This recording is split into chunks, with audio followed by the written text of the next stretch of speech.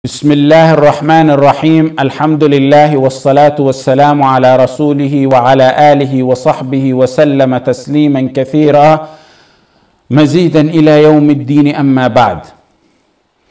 All of our deeds at all times must be solely for the sake of Allah. You don't give any portion of your deeds to other than Allah, not for riya, show off or anything else. وَمَا أُمِرُوا إِلَّا لِيَعْبُدُوا اللَّهَ مُخْلِصِينَ لَهُ الدِّينَ. One of the best cures for those who struggle or think they struggle with show off is to establish in your heart that in the simple world, people run into trials and tribulation by the qada and qadar of Allah.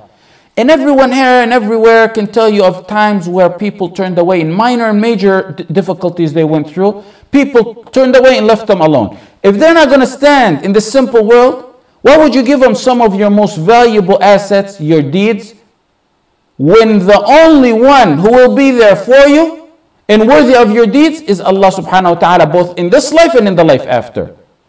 Secret, discreet, sincere deeds between you and Allah are what you ask Allah with when you are in a desperate need, both in this life and for matters of the life after. You know the story in Sahih Muslim of the three men who sought refuge in a cave when it began to rain. As they entered the cave in Sahih Muslim, it closed upon them. One of the three men said, "Get up, each one of you, and make dua through your deeds so Allah can rescue us." So the first man got up and said, "Oh Allah, my children wept at my feet because I didn't deem it advisable to serve milk to them, because when I returned from work late, I found my parents were sleeping. Oh Allah, I remained at my parents' head as my children wept all night long until daylight broke out, and I fed them. Then I fed my kids. Oh Allah, if I did that for your pleasure and in your sake only, grant us riddance from this trouble that we are in, oh Allah." And the rocks slipped away a little bit, but not enough for any of them to leave. Know how he said, if I did it for your sake and your sake only. Yes, it was the deed he did, but it's also the sincerity of that deed, the secretiveness of that deed. The next one gets up, he says, "Oh Allah, I had a cousin that I wanted to have relationship with her, and she refused, and one day she fell on a hardship. She said, I need to borrow 100 dinar. And I agreed to give her 100 dinar if she had a relationship with me. Oh, he said, oh Allah, when I approached her for intercourse, she said, servant of Allah, fear Allah, attaqillah, and don't break this seal of chastity except by its lawful means. Ya Allah, I got up. Oh Allah, if I did that for your sake and your sake only, grant us riddance from the trouble and problem that we are facing." Likewise, the third man gets up, open a little bit, not enough. The third one says, "Oh Allah, I had a worker. He didn't take his wages for that day. He left some of his rice, so I planted it, and I became rich with flocks of cows and sheep from that investment. He returned to me later and he said, fear Allah and give me my wages. So I told him that flock of sheep and cows are all yours. He said, fear Allah and don't mock me. And he said, oh Allah, I told him, I'm not mocking you. Ya Allah, if I did that for your sake and your sake only, then remove this hardship that we're facing." The rock moved away and they were finally able to leave from the cave. You want that to happen to you? It's not impossible. That's why the Prophet ﷺ taught us this. If you want that to happen to you, Ramadan is the best time to stock up on secretive, sincere deeds. Let nobody know about them. You yourself try to forget about them. The days go by. Life is pregnant with its trials and tribulation. After years, maybe a child will get sick. Maybe cancer, pain, poverty. May Allah save you, guard all of you from all that. Then you raise your hand, you say, oh Allah, I had that deed and I did it in secrecy, in sincerity for your sake. Oh Allah, grant me riddance from this trouble that I'm facing. Or forget about it altogether. And let Allah remind you of it when it's placed in your scale on the balance on the judgment day. Wallah al-azim, Allah will remind you of it. فَلَا تُظْلَمُ نَفْسٌ شَيْئًا وَإِنْ كَانَ مِثْقَالَ حَبَّةٍ مِّنْ خَرْدَلٍ أَتَيْنَا بِهَا وَكَفَى بِنَا حَاسِبِينَ. We shall set up the balances, the scales of justice on the judgment day. No one will be dealt with in oppression. No one will be dealt with unjustly. And if there's a tiny weight of mustard seed of a deed, we will bring it. Ibn al-Qayyim rahimahullah said, Deeds without sincerity are like a traveler who carries a water jug full of dirt. Carrying that jug burdens him and doesn't bring him no benefit. What a statement. What an amazing statement. Deeds without sincerity are like a traveler who carries a water jug full of nothing but dirt. Carrying it burdens him and brings no benefit. What does dirt, sand, do to someone who has nothing but sand in a desert?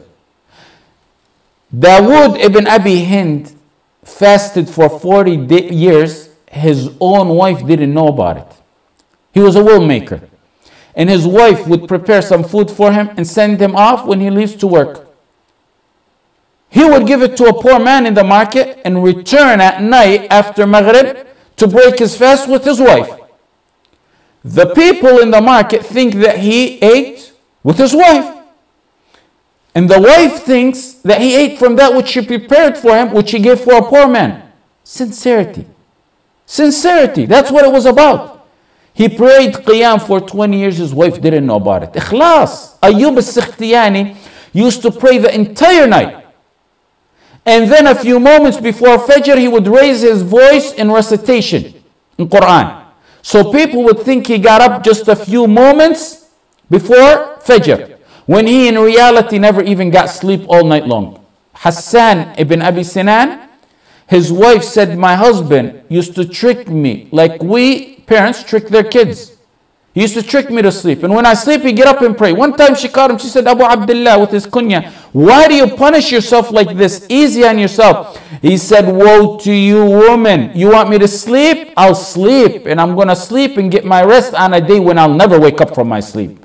Zayn al-Abidin, the great-grandson of Ali ibn Abi Talib, Zayn al-Abidin ibn Ali radiyallahu anhu, he used to feed poor people in Medina for 10 years. Nobody knew who was bringing them food. Every day in the morning, they'd find food in front of their houses. When Zayn al-Abidin died, they figured out it was him because no longer did they get any food. And more so, when they washed him and shrouded him, they found marks on his back from carrying the bags to the poor people.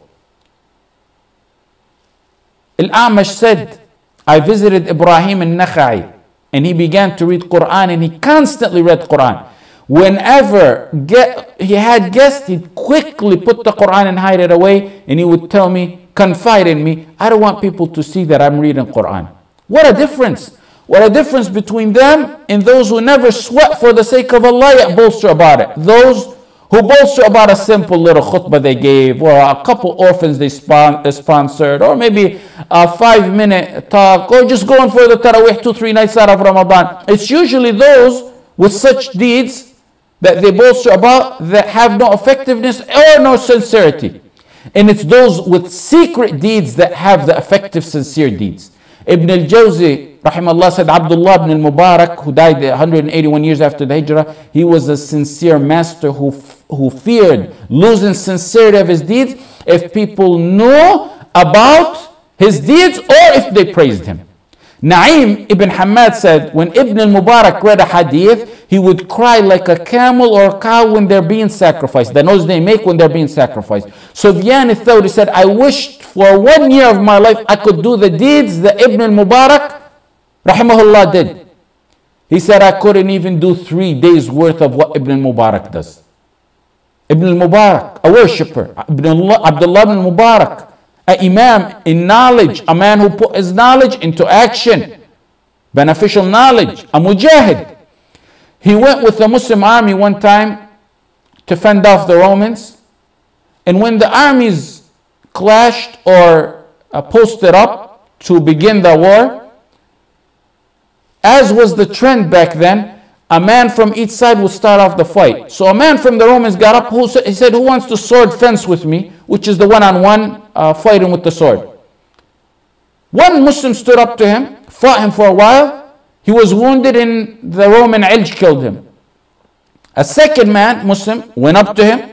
Same thing happened. Third man, got killed. Same thing. The fourth man fought him for some time and killed him. The people crowded around this heroic man to see who he was. Abd ibn Sulaiman said, I was among those who crowded around this hero to see who he was. he turned out to be someone who was masked. He covered his face. He didn't want nobody to know who he was. And he walked away from the crowd as if nothing happened. Abda said, I grabbed his mask, covering, and I took it off. And it was no other than Abdullah ibn Mubarak. Abdullah ibn Mubarak said, Abu Umar, the name of the kunya of the man who pulled the mask off, Abda, he said, you are among those who expose us? You are among those who expose. He considered exposing him. Commenting on this story, Ibn al-Jawzi said he's a sincere master who feared it would affect his sincerity if anyone ever seen or praised any of his deeds.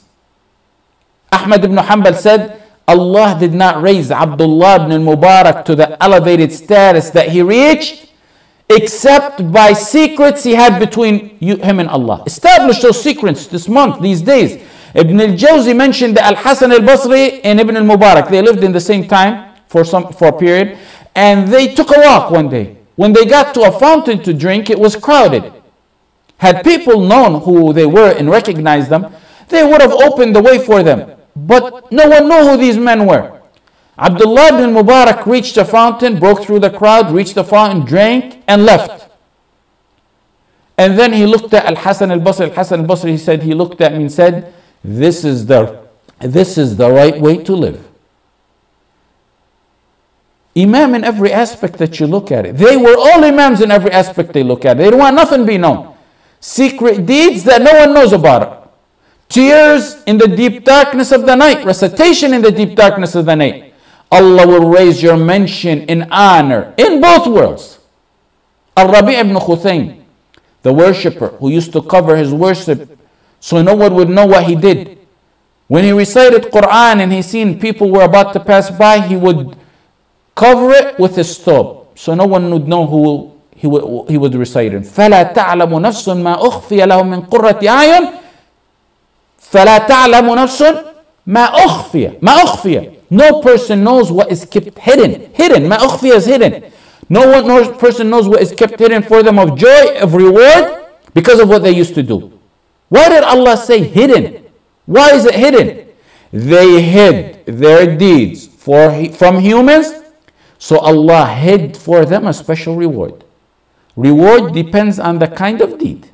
You reap what you sow. You hid something, Allah is gonna save something hidden for you. رب أشعث أخبر مدفوع بالأبواب لو أقسم على الله لأبره. In Sahih Muslim, a disheveled man, أشعث, disheveled person. أخبر means dusty. مدفوع بالأبواب means he's looked down upon so much that if he knocks on your door, you wouldn't even open his door. He's neglected in society. Everyone looks down on him. What about him? The Prophet ﷺ said, if he gives an oath by Allah, Allah will fulfill it. You may think he's a nobody, I may think he's a nobody, but he's got some secrets at home in the dark nights that if he gives an oath to Allah in a dua like fashion, Allah will answer it. Meaning if he says, Wallahi ya Allah, you're going to do this for me, but the intention is of course in dua, it will be answered.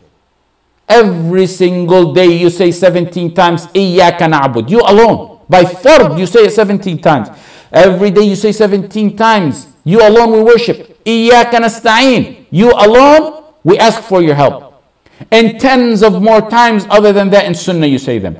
Every time you say it, remember to renew your vow that you're only doing this for the sake of Allah. Make it as much secret as possible. For this Ramadan, plan and make secret your deeds and establish a secretive relationship with Allah. Worship no one knows but you and Allah. Sincerely for the sake of Allah. Keep it hidden. Salah, prayer, zakah, reciting of the Quran, taraweeh, charity, knowledge or da'wah. You yourself try to forget it. Wallahi, you're going to be reminded of it on the judgment day. Wallahi al-azim, you're going to see its effect in this life. If you're afflicted with a hardship years and years later, raise your hands to Allah and say, Allah, I got up every single night of Ramadan. No one knew that but me and you. If I did that sincerely for your sake and your sake, then grant me riddance of this trouble and trial that I'm facing. Allahumma inna na'udhu bika an nushrika bika wa nahnu na'lam. Wa nastaghfiruka lima la na'lam. Wa sallallahu ala sayyidina Muhammad wa ala alihi wa sahbihi wa sallam. Walhamdulillahi rabbil alameen.